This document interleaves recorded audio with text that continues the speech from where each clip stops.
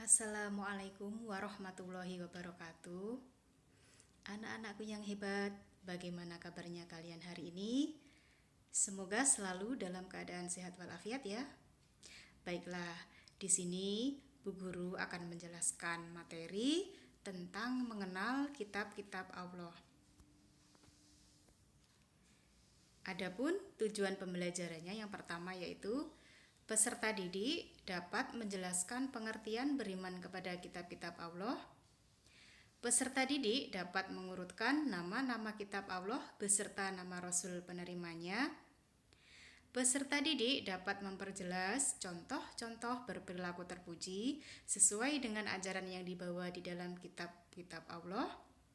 Dan tujuan pembelajaran yang terakhir yaitu peserta didik dapat mengetahui hikmah beriman kepada kitab-kitab Allah. Sebelumnya anak-anak tahu pengertian iman itu apa? Ya, betul. Iman itu artinya adalah percaya. Anak-anak masih ingat rukun iman ada berapa? Ya, rukun iman itu ada 6. Dan beriman kepada kitab-kitab Allah ini termasuk ke dalam rukun iman yang ketiga. Iman kepada kitab-kitab Allah itu artinya meyakini sepenuh hati bahwa Allah Subhanahu wa Ta'ala telah menurunkan kitab kepada nabi atau rasul yang berisi wahyu untuk disampaikan kepada seluruh umat manusia.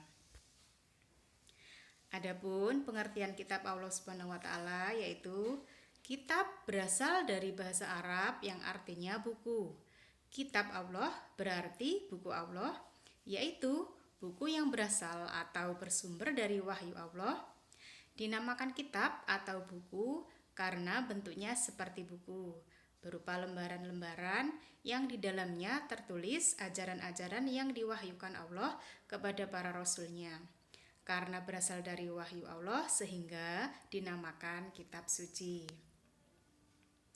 Adapun kitab yang pertama kali diturunkan oleh Allah yaitu yang pertama kitab Taurat. Kitab Taurat adalah wahyu Allah yang disampaikan kepada Nabi Musa alaihissalam. Beliau menerimanya ketika sedang bermunajat di Bukit Tursina, Gunung Sinai. Taurat dalam bahasa Ibrani artinya undang-undang, syariat, atau peraturan. Kitab ini menjadi pedoman bagi kaum Nabi Musa alaihissalam, yaitu bangsa Yahudi. Yang kedua yaitu kitab Zabur. Kitab Zabur diwahyukan Allah kepada Nabi Daud alaihissalam dalam bahasa Ibrani. Zabur disamakan dengan istilah yang artinya lagu, musik, atau pujian. Kitab Zabur ini menjadi pedoman bagi umat Nabi Daud alaihissalam, yaitu Bani Israel agar mereka menyembah Allah dan mengikuti ajaran yang dibawa dan disampaikan oleh Nabi Daud alaihissalam. Yang ketiga yaitu kitab Injil. Kitab Injil adalah wahyu Allah yang diturunkan kepada Nabi Isa alaihissalam yang diutus oleh Allah kepada kaum Yahudi untuk meneruskan ajaran yang dibawa oleh Nabi Musa alaihissalam dan Nabi Daud alaihissalam. Dan yang terakhir yaitu kitab Al-Quran. Kitab suci terakhir yang diwahyukan Allah adalah kitab Al-Quran.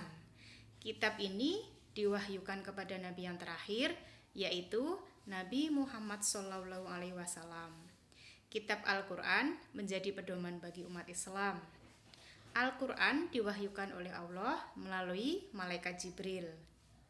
Turunnya wahyu Al-Quran tidak sekaligus, tetapi berangsur-angsur selama 23 tahun. Adapun kandungan pokok kitab suci Al-Quran yang pertama yaitu tentang tauhid, yaitu ajaran tentang keimanan akan keesaan Allah Subhanahu wa Ta'ala. Kemudian kandungan pokok kitab suci Al-Quran yang kedua yaitu tentang ibadah, yaitu ucapan atau perbuatan untuk mengabdi kepada Allah Subhanahu wa Ta'ala.